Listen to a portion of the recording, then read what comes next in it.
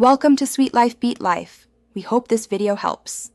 You begin by ensuring the environment is safe and usable.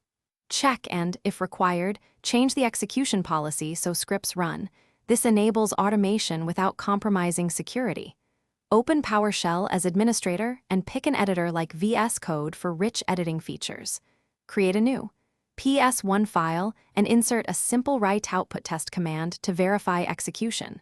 Once done, run the script locally to confirm permissions and basic behavior before adding complexity.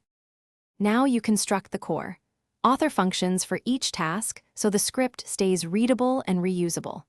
Use Apparel block to accept inputs and add validate attributes to prevent bad data. This reduces runtime errors. Combine try/catch for error handling with write verbose and write output for purposeful logging.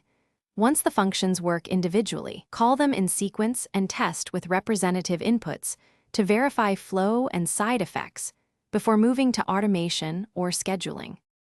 Finish by deploying and automating your script. You can schedule it with Task Scheduler or run in Azure Automation. Make sure to use absolute paths and the correct service account. Validate that all required modules are available in that runtime. Once scheduled, monitor logs and output.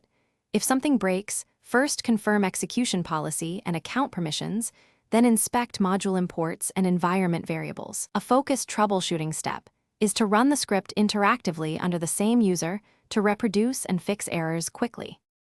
Thanks for watching. Consider subscribing if we helped you.